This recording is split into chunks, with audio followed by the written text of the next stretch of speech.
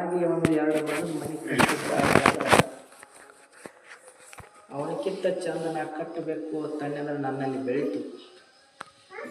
ಕಟ್ಟೋದ ಕೈಲೇ ನೀಗಲಿಲ್ಲ ಅಂತಂದ್ರೆ ಆ ಮನೆ ಒಳಗಿರ್ತಕ್ಕಂಥ ಕುಟುಂಬಗಳನ್ನು ಛಿದ್ರ ಮಾಡ್ಬೇಕಂತ ಮನಸ್ಸಿನಾಗ ಬರ್ತಂದ್ರೆ ಪಾಪ ಪ್ರಾಪ್ತಿ ಆಯಿತು. ಹೌದಿಲ್ಲ? ಹಂಗೆ ಪಾಪದ ಬೆಟ್ಟಗಳು ನಮ್ಮಲ್ಲಿ ಬೆಳೆದಿರ್ತಾವೆ. ಆ ಬೆಟ್ಟ ನಾಶ ಆಗಬೇಕಪ್ಪ ಅಂತಂದ್ರೆ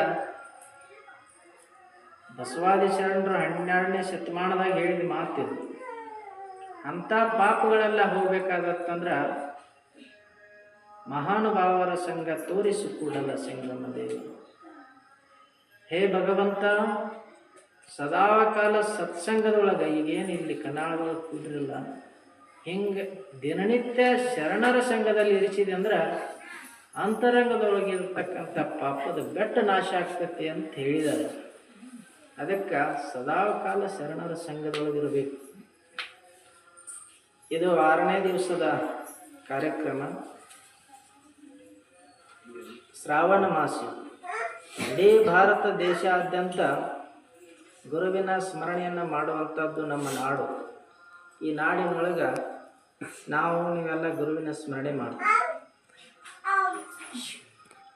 ಯಾತಕ್ಕಾಗಿ ಮಾಡ್ತೀವಪ್ಪ ಅಂತಂದ್ರೆ ನಾ ಪದೇ ಪ್ರವಚನ ಪದದಲ್ಲಿ ಒಂದೊಂದು ಮಾತು ಹೇಳ್ತೀವಿ. ದುಡ್ಡು ಗಳಿಸ್ಯಾರ ಜಗತ್ತಿನೊಳಗೆ ಸಾಕಷ್ಟು. ಮನಸ್ಸಿಗೆ ಬಂದಂಥ ಕಾರ್ ತಗೊಂಡಾರ, ಮನಸ್ಸಿಗೆ ಬಂದಂಥ ಮನೆ ಕಟ್ಟ್ಯಾರ, ಮನಸ್ಸಿಗೆ ಬಂದಂಥ ಆಸ್ತಿ ಗಳಿಸ್ಯಾರ, ಏನೇನೋ ಮಾಡಿದ್ದಾರೆ ಜಗತ್ತಿನೊಳಗೆ. ಆದರೆ ಈ ನಾಡಿನೊಳಗೆ ಒಂದೇ ಕೊರತೈತಿ. ಏನು ಕೊರತೈತಪ್ಪ ಅಂತಂದ್ರೆ ತಂದೆ ತಾಯಿ ನೋಡು ಮಕ್ಕಳು ಮಾತ್ರ ಕೊಡ್ತಾರೆ. ನೋಡು, ನಾವೊಂದು ಊರಿನ ಪ್ರವಚನ ಕಾಲದಲ್ಲಿ ಎಲ್ಲ ಪ್ರವಚನ ಮುಗಿದ ನಂತರ ಪ್ರಸಾದಕ್ಕೆ ತೋಟದ ವಸ್ತಿ ಗಿಡದ ಕೆಳಗಡೆ ಪ್ರಸಾದ ಕೂಡಿಸಿದ ಸಮಯದೊಳಗೆ ಒಂದು ಘಟನಾ ಆಯ್ತು. ಏನಾಯ್ತಪ್ಪ ಅಂತಂದ್ರೆ ಒಂದಿಬ್ಬರು ಮಂದಿ ಮುದುಕ್ಯಾರಿದ್ರು.